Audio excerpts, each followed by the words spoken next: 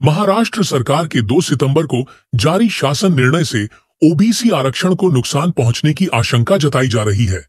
इसी निर्णय को रद्द करने और वर्ष 2014 से अब तक जारी किए गए कुणबी प्रमाण पत्र एवं जाति सत्यापन प्रमाण पत्र पर श्वेत पत्रिका जारी करने की मांग को लेकर आज 10 अक्टूबर को नागपुर में विशाल सकल ओबीसी महामोर्चा निकाला जा रहा है।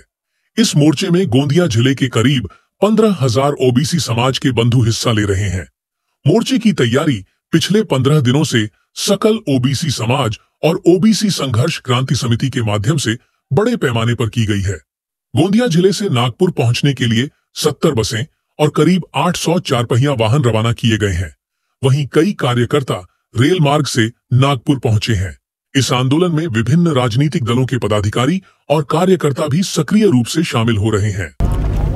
आज समजा की आमच्या जन्मापासूनच हा ओबीसीवर जो अत्याचार होऊन राहिला आहे ना आम्ही सहन करत आलो, पण आता ओबीसी जागृत झाला आहे। ठीक आहे ना, गोंदियावरून जे मोर्चा निघून राहिला नागपूरसाठी हे आज सरकारला एक चेतावनी आहे। अभी तो एक झाकी है, मुंबई दिल्ली बाकी है।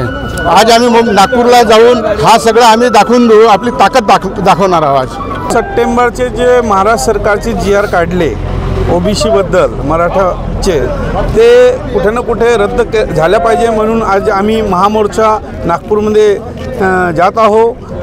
त्या कुठे ना कुठे आमच्या ओबीसीवर जे अन्याय होत आहे ते आज ज्या सरकारनं जसं केलं आहे ते कुठे ना कुठे थांबले पाहिजे म्हणून आज ओबीसीचा महामोर्चा गोंदिया जिल्ह्यातून 15,000 लोक कमीत कमी या मोर्चात विदर्भातून पूर्ण मोठा मोर्चा राहणार आहे। गोंदिया नागपूर झाकी आहे, मुंबई दिल्ली बाकी आहे। मी सांगतोय की महाराष्ट्र सरकारने ज्याप्रमाणे आझाद मैदानाची गर्दी पाहून एक चुकीचा जीआर ओबीसी समाजावर, एससी समाजावर, एसटी समाजावर अन्याय करणारा जीआर काढला, त्याचप्रमाणे आता ओबीसी समाजाची गर्दी पाहून सरकारला तो जीआर रद्द करावा लागणार आहे। नाहीतर आम्ही सांगतो की यांना मुंबईची गर्दी आणि दिल्लीची गर्दी पाहून हे समजून जातील की ओबीसी समाजाला काय पाहिजे।